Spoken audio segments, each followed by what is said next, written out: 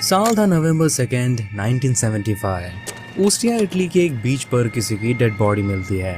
Victim को बहुत बुरी तरीके से मारा गया था। उसके ऊपर मल्टीपल टाइम गाड़ियां चढ़ाई गई थी, उसे लोहे की रॉड से मारा गया था एंड साथ ही में उसकी बॉडी को जलाने का भी ट्राई किया गया था। विक्टिम का नाम था पियर पैसो पैसोलिनी, जो कि एक पोएट, राइटर एंड साथ ही में एक फिल्म डायरेक्टर थे। एंड द रीजन उनको इतनी बुरी तरीके से मारा गया वो थी उनकी final film Salo and 120 days of Sodom, एक ऐसी फिल्म जो डिस्टर्बिंग मूवी हिस्ट्री की one of the most infamous movies में से एक है। एक ऐसी फिल्म जिसे देखने के बाद लोग इसे one of the most disgusting and disturbing movies में से एक रिकमेंड करते हैं। एक ऐसी फिल्म जो बैन एंड सेंसर्ड है काउंटलेस नेशन में, एंड एक ऐसी फिल्म जिसे देखने के बाद लोगों ने उसके डायरेक्टर को ही जान से मार दिया। सो आखिर इस फिल्म के अंदर ऐसा क्या दिखाया गया है? इस फिल्म के अंदर ऐसा है क्या कि लोगों ने इसके डायरेक्टर को ही जान से मार दिया? एंड ट्रस्ट मी, इसके पीछे जो रीज़न है वो काफ़ी ज़्यादा इंटरेस्टिंग है। बट उससे भी ज़्यादा इंटरेस्टिंग चीज़ ये है कि, एंड ये तुम्हें सुन के काफ़ी ज़्यादा अजीब लगेगा, वो ये कि भले ये मूवी इतनी ज़्यादा डिस्गस्टिंग है एंड इतनी सारी कंट्रीज़ में बैन एंड सेंसर्ड है, मुझे ये मूवी काफ़ी ज़्यादा पसंद आई। पार्ट्स ऑफ इट, ठीक है। इस मूवी को सिर्फ लोग इसके शॉक वैल्यू के लिए देखते हैं या फिर अपनी मॉर्बिड क्यूरियोसिटी को सेटिस्फाई करने के लिए।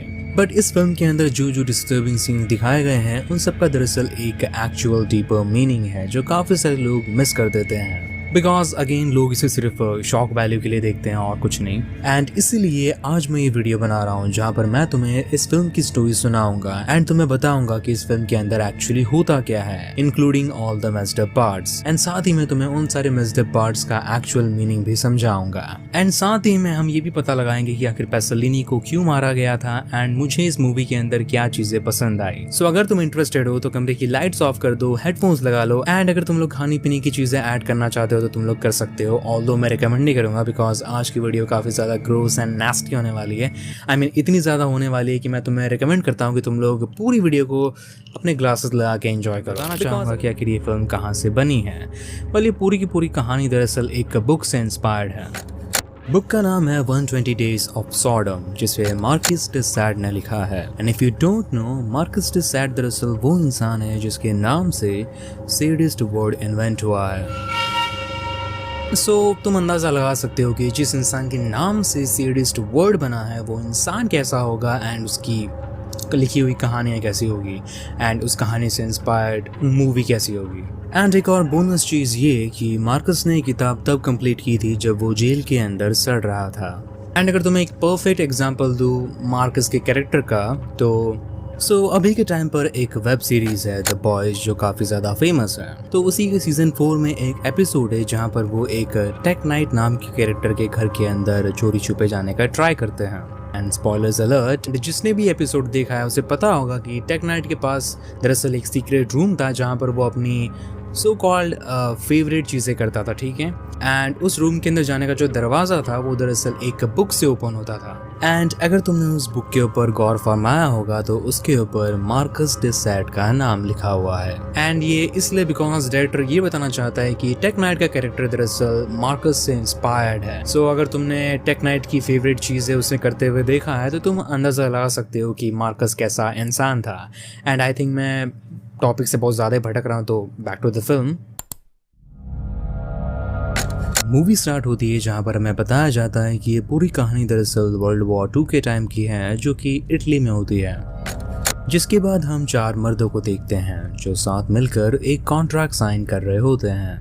And according to that contract ये लोग दरअसल एक दूसरे की बेटियों के साथ शादी करने वाले हैं ताकि इन चारों की दोस्ती और ज्यादा मजबूत हो सके। Cari amici, sposando le nostre rispettive figlie uniremo per sempre i nostri destini. Lei, presidente, prenderà in moglie Tatiana, la figlia di Sua Eccellenza. Io sposerò Susi, sua figlia, presidente. E le mie 2 figlie, Liana e Giuliana, andranno spose rispettivamente a Sua Eccellenza e a mio fratello Monsignore. जैसा कि तुमने देखा ये movie बिल्कुल भी time waste नहीं करती है एंड हमारे सामने एक बहुत ही ज़्यादा डिस्गस्टिंग सिचुएशन रख देती है। एंड आई नो कि ये बहुत ज़्यादा मेस्ड अप चीज़ है बट बिलीव मी ये तो बस शुरुआत है। देन हम लोग कई सारे सोल्जर्स को देखते हैं जो काफ़ी सारे टीनेज बच्चों को ज़बरदस्ती अपने साथ लेकर जा रहे होते हैं। एंड फिल्म में आगे पता चलता है कि ये सोल्जर्स दरअसल इन्हीं 4 लोग के लिए इन बच्चों को किडनैप कर रहे हैं। सो ये 4 लोग आखिर है कौन? वेल, इस पूरी फिल्म के अंदर इनका नाम नहीं बताया गया है। इनको सिंपली रेफर किया गया है as the duke, the bishop, the magistrate and the president. So यहाँ पर बेसिकली एक पॉलिटिकल रेफरेंस दिया हुआ है एंड ये रेफरेंस तुम्हें अभी समझ में नहीं आएगा, तो मैं तुम्हें ये सब फिल्म के एंड में बताऊंगा, ठीक है। सो ये 4 दरअसल बेसिकली पॉलिटिशियंस हैं जो काफ़ी ज़्यादा पावरफुल हैं। आई मीन मिलिट्री इनके लिए काम कर रही है तो तुम इनके पावर का अंदाज़ा लगा सकते हो। लेकिन ये लोग पावरफुल होने के साथ साथ काफ़ी ज़्यादा सैडिस्टिक लोग हैं। आई मीन अगर तुम्हें इनके सैडिस्टिक नेचर का अंदाज़ा दूँ तो जब इनके सामने एक लड़की रो रही होती है, ये लोग उसे देखकर अट्रैक्ट होते हैं सेक्सुअल। सो मतलब ये लोग काफ़ी ज़्यादा पावरफुल है एंड सन की है, एक अच्छी न्यूज़ नहीं है। सो ये लोग इन बच्चों को देखेंगे, परखेंगे एंड अपने फेवरेट वालों को अपने साथ अपनी प्राइवेट प्रॉपर्टी पर लेकर जाएंगे जो कि हेविली गार्डेड होने वाला है। एंड इन बच्चों के पास इनकी बात मानने के अलावा और कोई चारा है भी नहीं, बिकॉज अगर ये लोग भागने का ट्राई करेंगे तो इन्हें ऑन द स्पॉट मार दिया जाएगा। बट फिल्म में आगे जो भयानक चीज़ें बाकी के बच्चे फेस करने वाले हैं, ट्रस्ट में उसे देखने के बाद तुम भी यही सोचोगे कि ऐसे मरना ज़्यादा बेटर था। एनीवेज, वहाँ पर पहुँचने के बाद 4 और औरतें इन 4 मर्दों को ज्वाइन कर लेती हैं जो इनकी तरह ही इक्वली डिप्रेव्ड होती हैं। एंड इन औरतों का दरअसल इस फिल्म के अंदर काफ़ी ज़्यादा इंपॉर्टेंट रोल है, वो मैं तुम्हें वीडियो में आगे बताऊँगा कि क्यों।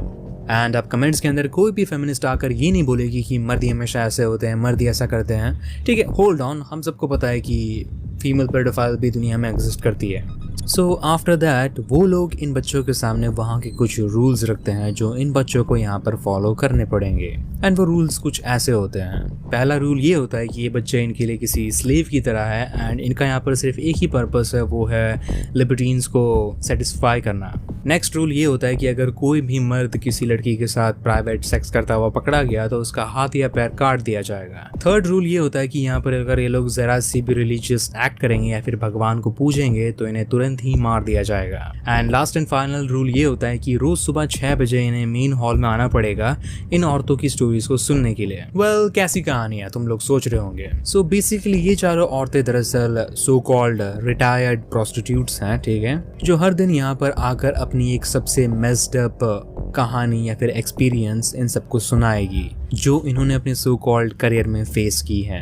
एंड इन सब की कहानियां सुनकर ये 4 मर्द उन कहानियों से इंस्पायर्ड होकर वो सेम चीज इन बच्चों के साथ करेंगे in order to experience that same sensation जो इन औरतों के अब्यूजर्स ने एक्सपीरियंस किया था। सो बाकी की पूरी स्टोरी में यही होने वाला है, जहाँ पर हर बढ़ते चैप्टर्स के साथ एक दूसरी प्रोस्टिट्यूट आकर हमें उसकी मेस्ड अप कहानियां सुनाएगी एंड उन कहानियों से इंस्पायर्ड होकर ये 4 मर्द इन बच्चों पर जुल्म करेंगे। एंड आई थिंक मैंने तुम्हें नहीं बताया कि ये पूरी फिल्म दरअसल चैप्टर्स में डिवाइडेड है, उसके लिए I am really sorry, but ये पूरी की पूरी फिल्म दरअसल चैप्टर्स में डिवाइडेड है बिकॉज इस कहानी को लिखते वक्त मार्कस ने 128 सोडम के साथ साथ डांटेज इन्फर्नो का भी यूज किया था।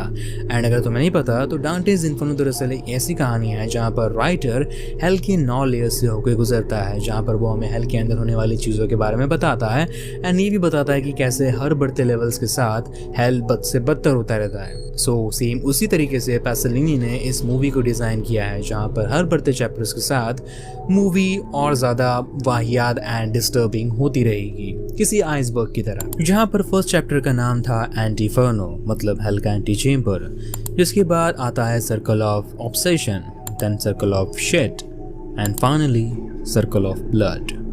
बट फर्स्ट स्टार्ट करते हैं सर्कल ऑफ ऑब्सेशन से।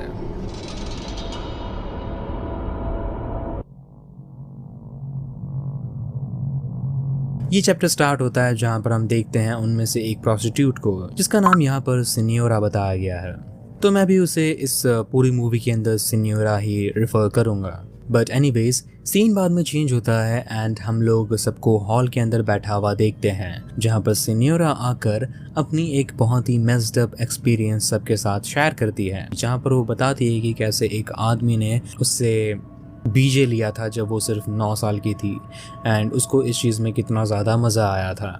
लेकिन जब सिन्योरा अपनी कहानी सुना रही होती है तब मैजिस्ट्रेट उसको रोक देता है, जस्ट सेइंग कि वो अपनी कहानी में ज़्यादा डिटेल्स ऐड नहीं कर रही है। एंड डिटेल से मेरा मतलब है कि आई गेस तुम्हें खुद सुन लेना चाहिए। Beh, tanto per farvi un esempio, non so assolutamente niente delle dimensioni del pene del suo professore. Non so assolutamente niente sul tipo di eiaculazioni. Non so nemmeno se le ha poi toccato i genitali o se l'ha costretta a prenderglielo in mano. Insomma, cara signora Vaccari, un po' più di chiarezza.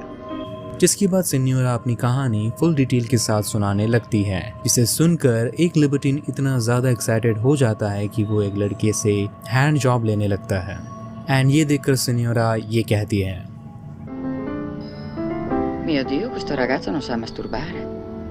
Bisogna prendere dei provvedimenti urgenti. Scene change होता है and हम सबको dining table पर बैठा हुआ देखते हैं and लिबर्टीन्स अपनी अपनी बेटियों को फुल्ली स्ट्रिप कर कर वहाँ पर सबको खाना सर्व करने के लिए फोर्स करते हैं। एंड ऑब्वियसली ये सारे सीन्स मैं तुम्हें यहाँ पर नहीं दिखा पाऊँगा because of YouTube.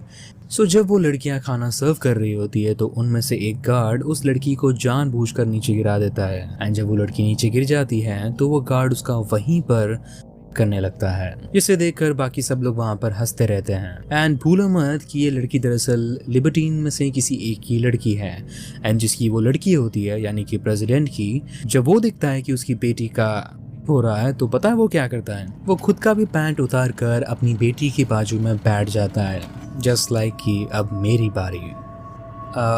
I think film में आगे बढ़ना ज़्यादा बेटर रहेगा, बट आई प्रॉमिस कि आगे चीज़ें और भी ज़्यादा डिस्कस्टिंग होने वाली है। लेकिन आगे बढ़ने से पहले मैं तुम्हें एक चीज़ मेंशन करना चाहूँगा जो आई थिंक इम्पॉर्टेंट है। सो जब ये सब फालतूगिरी वहाँ पर चल रही होती है तो ये लोग वहाँ पर गाना गाने लगते हैं फॉर सम रीज़न, लेकिन जब ये लोग गाना गा रहे होते हैं तो इन्हें दो बच्चे वहाँ पर ज्वाइन कर लेते हैं, यानी कि उनके साथ गाना गाने लगते हैं, जस्ट लाइक वो लोग भी इन्हें धीरे धीरे ज्वाइन कर रहे हैं। ठीक है, तो इन दोनों बच्चों का फेस तुम लोग याद रखना, ये फिल्म में आगे काम आएंगे। एंड बीच में एक और सीन आता है जहाँ पर सिग्नोरा इन बच्चों को एक पुतले के ऊपर से हैंड जॉब देना सिखाती है।